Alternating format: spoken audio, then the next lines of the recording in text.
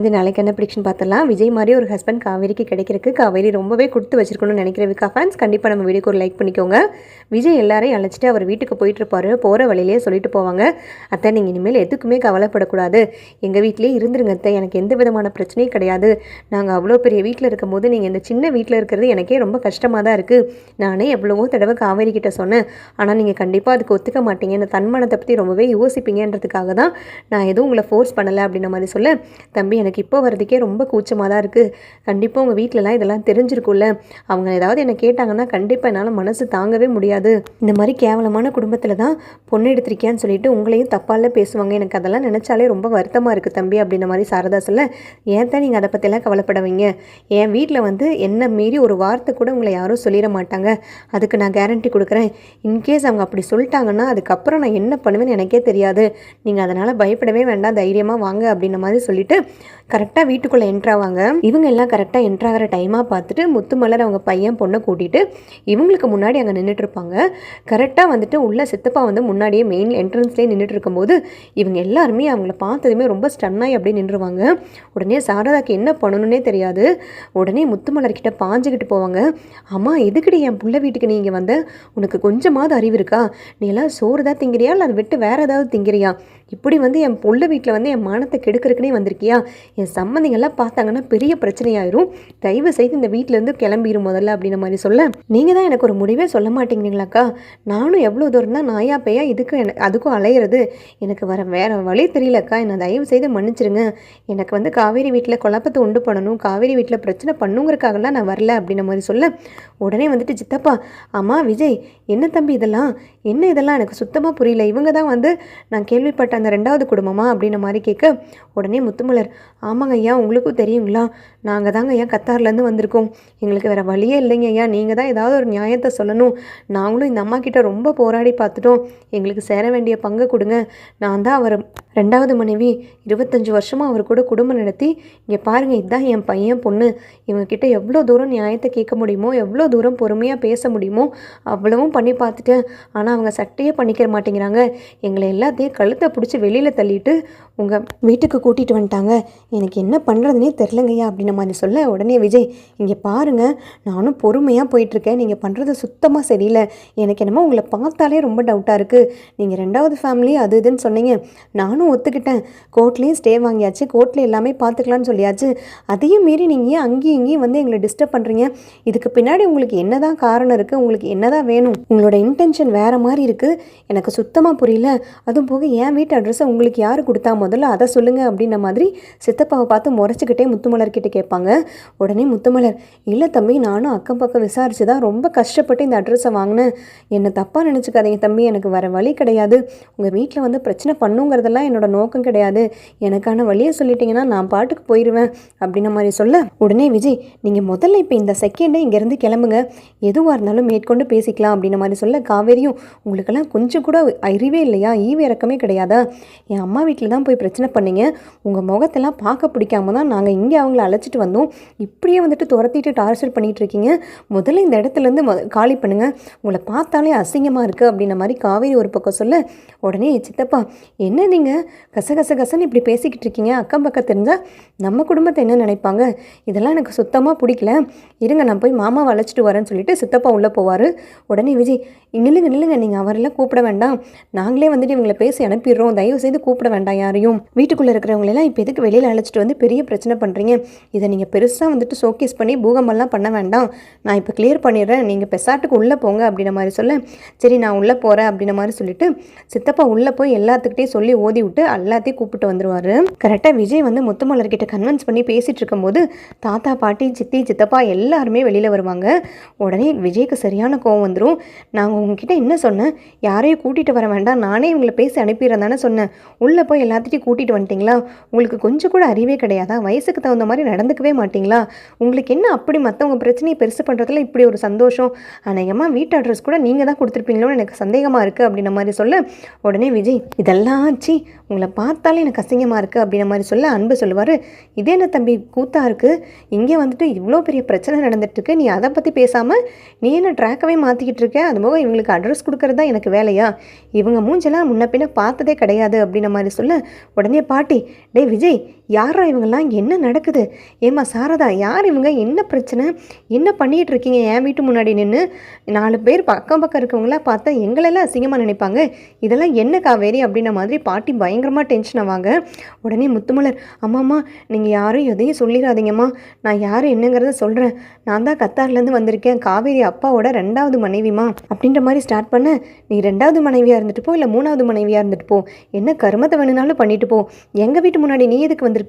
உனக்கும் எங்களுக்கும் என்ன சம்மந்தம் இருக்குது அப்படின்ன மாதிரி பாட்டி ஓவராக பேச, உடனே சாரதா, இங்கே பாரு, உனக்கு இதுக்கு மேலே மரியாதை கிடையாது, என் சம்மந்திங்க முன்னாடி என் மானமே போயிட்டுருக்கு, தயவு செய்து நீ முதல்ல இந்த இடத்த விட்டு காலி பண்ணு, வெளியில் போடி முதல்ல அப்படின்ன மாதிரி சாரதா வந்துட்டு கோவமாக பேச, உடனே முத்துமலர், அம்மா ஐயா நீங்கள் தான் என்னை காப்பாற்றணும், இவங்க ஆரம்பத்துலேருந்து இப்படியே தான் பண்ணிக்கிட்டு இருக்காங்க, என்னை கழுத்தை பிடிச்சி வெளியில் தள்ளுறதும் அடிக்க வரதும் என்னை ரொம்ப வந்துட்டு தரைக்குறைவாக பேசுகிறதும் இதே மாதிரி தான் பண்ணிக்கிட்டு இருக்காங்க.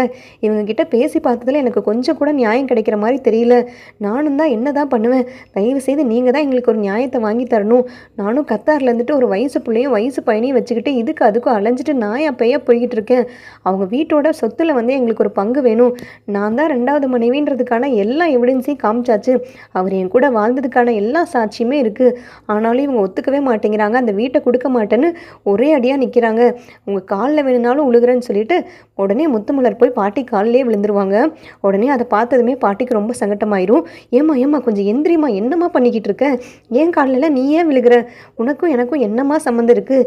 இதெல்லாம் உங்கள் ஃபேமிலி பிரச்சனை, நீங்கள் பார்த்துக்கோங்க, இதிலலாம் நான் தலையிட முடியாதுமா அப்படின்ன மாதிரி சொல்ல, உடனே முத்துமலர் போய் தாத்தா காலிலே விழுவாங்க. ஐயா நீங்களாவது எனக்கு ஒரு பதில் சொல்லுங்கய்யா, என் பிள்ளைங்களுக்கு நீங்களாவது நியாயம் வாங்கி கொடுங்க. நீங்களாம் பார்த்தா பெரியவங்க மாதிரி தெரியுறீங்க, உங்களெல்லாம் நம்பி தான் நான் வந்திருக்கேன். தயவு செய்து என்னை காப்பாற்றுங்க, எனக்கு யாருமே கிடையாது, நான் ஒரு அனாதை, என் பிள்ளையும் பையனையும் தவிர இந்த உலகத்தில் எனக்கு யாருமே கிடையாது. இவங்க எல்லாரும் என்னை ரொம்ப வந்துட்டு பேசுகிறாங்க, அடிக்க வராங்க, தரக்குறைவாக நடந்துக்கிறாங்க அப்படின்ன மாதிரி சொல்ல, உடனே காவேரி, பாட்டி தாத்தா இங்கே பாருங்கள், இவங்க ரொம்ப ஆக்டிங் பண்ணுறாங்க, ட்ராமா பண்ணுறாங்க, இவங்க பேசுகிற எதையுமே நம்பிடாதீங்க, இவங்க பேசுகிறதெல்லாம் நம்பி நீங்கள் எதுவுமே எந்த ஸ்டெப்புமே எடுத்துடாதீங்க, எதுவும் பேசிடாதீங்க. இவங்களை பற்றி உங்களுக்கு தெரியாது, எந்த லெவலுக்கு வேணும்னாலும் இறங்குவாங்க. எங்கள் வீட்டுக்குள்ளேயே வந்துட்டு ஒட்டுக்கா குடும்பம் நடத்தலான்னு சொல்லிட்டு அம்மா கிட்டேயே சொல்லிட்டு உள்ளே வந்திருக்காங்க.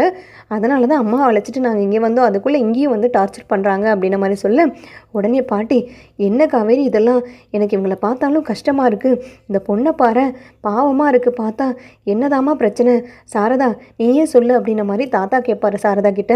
ஐயா நான் கண்டிப்பாக ஒத்துக்க மாட்டேங்கய்யா, என் புருஷன், அவனை புருஷனே சொல்லக்கூடாது, அந்த ஆள் சம்பாரித்த ஒரே ஒரு வீடு மட்டும்தான் என் கையில் இருக்குது, எனக்கு 4 பொட்ட பிள்ளைங்க இருக்காங்க, அவங்களோட எதிர்காலத்தையும் நான் பார்க்கணும்ல, இன்னும் நர்மதாக்கு படிப்பு கூட முடியல, அவளை ஒருத்தையை கையில் வச்சுட்டு அந்த ஒத்த வீட்டை எத்தனை பங்காக பிரிக்க முடியும்?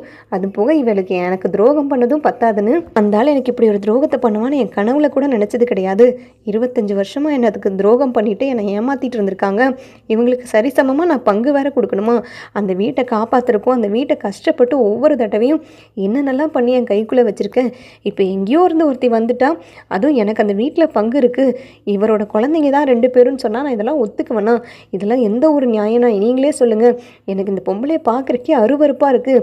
இப்படி ஒரு சூழ்நிலையிலும் காசு பணத்துக்காக தானே இந்த பொம்பளை அலையுது, இதுக்கு என்னங்கய்யா அர்த்தம் அப்படின்ன மாதிரி சாரதா கேட்க, உடனே பாட்டி சொல்லுவாங்க, இங்கே பாரு சாரதா, உன் பக்க நியாயத்தை நீ சொல்கிற, நீ வந்துட்டு உன் கணவர் துரோகம் பண்ணது அவரோட தப்பு, இந்த பொண்ணும் இந்த பையனும் இந்த அம்மாவும் என்ன தப்பு பண்ணாங்க, இதெல்லாம் தெரிஞ்சு நீ எதுவும் பண்ண மாட்ட, ஒரு வேளை கோர்ட்டுக்கே போனாலும் கோர்ட்லேயும் வந்து ரிசல்ட்டு அவங்களுக்கு சாதகமாக தான் வரும், தயவு செய்து புரிஞ்சுக்கோங்க, இதுக்கு மேலே இந்த விஷயத்தை பற்றி நாங்கள் பேச தயாராக இல்லை அப்படின்ற மாதிரி பாட்டி சொல்ல, உடனே தாத்தாவும், பாரு சாரதா, அவங்கள பார்த்தாலும் கொஞ்சம் பாவமாக தான் இருக்குது, ஏதாவது ஒரு அமௌண்ட்டாவது கொடுத்து அவங்கள செட்டில் பண்ணி விட்டுற வேண்டியதானே, நம்மளுக்கு எதுக்கு இந்த வம்பு, இவங்களை திரும்ப திரும்ப பார்க்குறதும் திரும்ப திரும்ப இவங்க கூட சண்டை வச்சுக்கிறதுனால ஒரு யூஸும் கிடையாது, இதோட இந்த பிரச்சனையை விட்டுருங்க அப்படின்ன மாதிரி சொல்ல, உடனே விஜய், இங்கே பாருங்கள் தாத்தா, இதுக்கு மேலே இந்த பிரச்சனையை நான் வளர்க்க விரும்பலை, ஏம்மா உங்களுக்கு எவ்வளோ பணம் வேணும், என்ன பங்கு வேணும்னு கேட்டுட்ருக்கீங்க, அந்த பங்கில் வந்துட்டு என்ன அமௌண்ட் வருமோ அந்த அமௌண்ட்டை நானே கொடுத்துட்றேன், இதுக்கு மேலே வந்துட்டு காவேரி குடும்பத்தையும் நீங்கள் கஷ்டப்படுத்துறது காயப்படுத்துறத பார்த்துட்டு என்னால் அனுமதிக்கவே முடியாது அப்படின்ன மாதிரி சொல்ல, உடனே தாத்தா, அதுவும் சரிதான் தம்பி, நீ அப்படியே பண்ணிடு அப்படின்ன மாதிரி தாத்தா சொல்ல, உடனே சித்தியும் சித்தப்பாவும் பாட்டியும், ஆமாம் என்னடா விஜய் பேசிக்கிட்டு இருக்க, அவங்க குடும்ப பிரச்சனையில் அவங்க பங்கு கொடுக்கறக்கு நீ ஏன் கொடுக்கணும், உனக்கு என்ன சும்மாவா வருது பணம், கஷ்டப்பட்ட பணம் தானே, நீ எதுக்கு அந்த பணத்தை கொடுக்கணும், அவங்க விவரமாக வந்துட்டு அவங்க பங்கை கொடுக்க மாட்டேன்னு இவ்வளோ தூரம் பிரச்சனை பண்ணிக்கிட்டு இருக்காங்க, இவ்வளோ தூரம் வந்துட்டு சண்டை போட்டுக்கிட்டு இருக்காங்க, அந்த பணத்தை நான் கொடுத்துட்றேன்னு நீ ஏதோ அசால்ட்டாக சொல்கிற, இதெல்லாம் என்னடா விஷயம் அப்படின்ற மாதிரி பாட்டி கேட்க, பாட்டி இப்போ அதை பற்றியெல்லாம் பேசுறதுக்கு நேரமும் கிடையாது, எனக்கு இன்ட்ரெஸ்ட்டும் கிடையாது, இது என்ன பெரிய பணம், இதை விட பணம் அதிகமாக நான் சம்பாரிச்சிருவேன், இதை பற்றியெல்லாம் பெரிய பிரச்சனையே கிடையாது, முதல்ல வந்துட்டு இந்த பிரச்சனையை முடிச்சாதான் ஏன் காவேரி வந்து ஹாப்பியாக இருப்பான், அவள் இந்த ஸ்ட்ரெஸ்னாலேயே வந்துட்டு சந்தோஷமாக இல்லாமல் அவள் வயிற்றில் வளர்கிற குழந்தையும் வந்து ஹெல்த்தியாக பிறக்காது போல இருக்குது, இதெல்லாம் எனக்கு சுத்தமாக விருப்பமே இல்லை பாட்டி, நான் தான் அந்த பணத்தை கொடுக்க போகிறேன் அப்படின்ற மாதிரி சொல்ல, இங்கே பாரு விஜய் இதெல்லாம் உனக்கு தேவையில்லாத விஷயம் அப்படின்ற மாதிரி பாட்டி சொல்ல, கரெக்டாக சாரதா சொல்லுவாங்க, சேச்சே தம்பி நீங்களாம் கொடுக்க வேண்டாம்,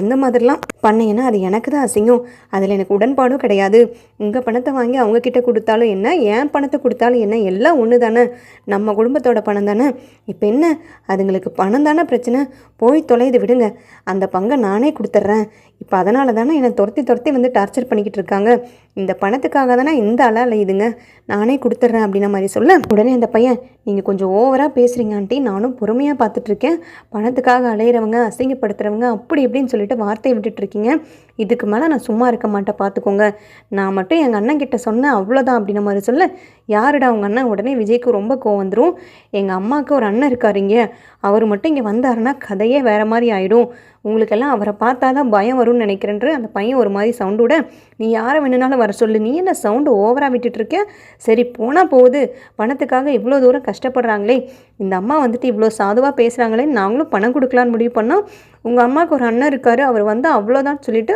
ஓவராக சீன் போட்டுட்ருக்கேன், யாரா அது அப்படின்ன மாதிரி கேட்க கரெக்டாக பசுபதியோட கார் வந்து உள்ளே வரும், கார் வந்ததுமே வந்துட்டு அன்புக்கு வந்து சிங்க் ஆயிரும், பசுபதி தான் உள்ளே வராருன்னு அன்பு ஒரு பக்கம் அப்படியே பம்பிடுவார், இந்த ஆளோட காருங்கிறது காவேரிக்கும் வந்துட்டு கனெக்ட் ஆகிடும், கரெக்டாக வந்துட்டு பசுபதி காரை திறந்து வெளியில் வரும்போது எல்லாத்துக்குமே ஒரு மாதிரி ஸ்டன் ஆகிடும், இந்த ஆளோட வேலை தானே இது, இவ்வளோ நாள் இது எல்லாமே இந்த ஆள் இவங்க பின்னாடி இருந்து தான் பண்ணியிருக்கான், இந்த ஆள் இன்னும் அடங்கவே இல்லை போல இருக்குது அப்படின்ன மாதிரி காவேரி வந்து செம்ம டென்ஷனாக காரை விட்டு இறங்குனதுமே, என்னப்பா விஜய் நல்லா இருக்கியா, காவேரி நல்லா இருக்கியா, மாசமாக இருக்கேன்னு கேள்விப்பட்டேன், எத்தனாவது மாதம் அப்படின்ன மாதிரி கேட்க, சி இதெல்லாம் உன் வேலை தானா, அப்பயுமே எங்களுக்கு தெரியும் இந்த மாதிரி ஒரு ஃபேமிலி வந்திருக்காங்க, எங்கள் அப்பா மேலே வந்து குறை சொல்லிவிட்டு நாங்கள் போகிற பக்கமெல்லாம் எங்களை ஃபாலோ பண்ணுறாங்க, வீட்டு அட்ரஸ் முதல் கொண்டு எல்லாமே தெரிஞ்சிருக்காங்க, எங்களோட எல்லா விஷயத்தையும் தெரிஞ்சிருக்காங்கன்னா இது உன் வேலையாக தான் இருக்கும்னு கண்டிப்பாக நாங்கள் டவுட் பட்டோம், அதில் தப்பே இல்லை போல இருக்குது அப்படின்ன மாதிரி சொல்ல, சேச்சா அப்படிலாம் நினைக்கிறது நீ தப்புமா, எனக்கும் இந்த பிரச்சனைக்கும் எந்த சம்மந்தமே கிடையாது, நான் பாட்டுக்கு ஒரு மூலையில் இருந்தேன்,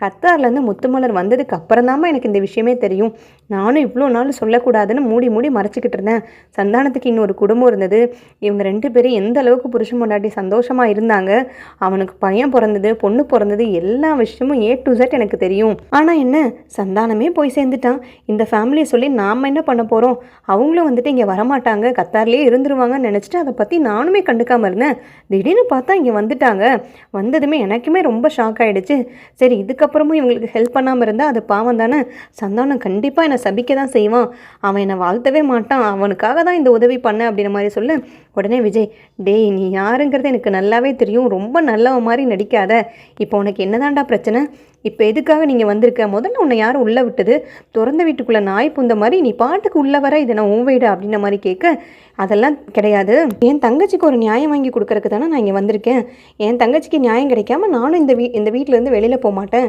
இந்த இடத்த விட்டு காலி பண்ண மாட்டேன் அப்படின்ன மாதிரி சொல்ல, என்னதாண்டா உனக்கு வேணும் அப்படின்ற மாதிரி விஜய் கேட்பாரு, உடனே பங்கில் வந்துட்டு நீங்கள் 6ஆக பிரிக்கணும், சந்தானத்துக்கு முதல் மனைவிக்கு 4 பிள்ளைங்களும் 2வது மனைவிக்கு 2 பிள்ளைங்களும் இருக்குது, அதை 6ஆக பிரித்து முத்துமலருக்கு சேர வேண்டிய பங்கை வந்துட்டு நீங்கள் அவங்களுக்கு கொடுத்துடணும், அது போக ஓவராக பேசியிருக்கீங்க, யாருமே இல்லைன்னு நினச்சிட்டு இருக்கீங்களா, இவங்களுக்கு அண்ணன் நான் இருக்கேன், இவங்க ஃபேமிலிக்கு வந்துட்டு எல்லா சப்போர்ட்டும் பண்ணுறதுக்கு நான் இருக்கேன், இதுக்கு மேலே என் தங்கச்சி ஃபேமிலி இது கை வைக்கணும்னு நினச்சிங்க, ஓவராக பேசணும்னு நினச்சிங்க, பசுபதியை பற்றி தெரியும்ல, லேட்டாக வந்தாலும் லேட்டஸ்ட்டாக வருவேன், எவ்வளோ நாளைக்கு அப்புறம் பார்க்குறேன், செம்ம டெஸ்டிங்காக இருக்கா காவேரி, என்னை ஹாப்பியாக அப்படின்ன மாதிரி கேட்க, உடனே தாத்தாவும் பாட்டியும் நம்ம உள்ளே போகலாம், சி இதெல்லாம் பார்க்குறக்கு நம்மளுக்கு அசிங்கமாக இருக்குது அப்படின்ற மாதிரி சொல்லிட்டு தாத்தாவும் பாட்டி உள்ளே போவாங்க. உடனே சித்தி சித்தப்பா 2 பேருமே பின்னாடி போயிடுவாங்க.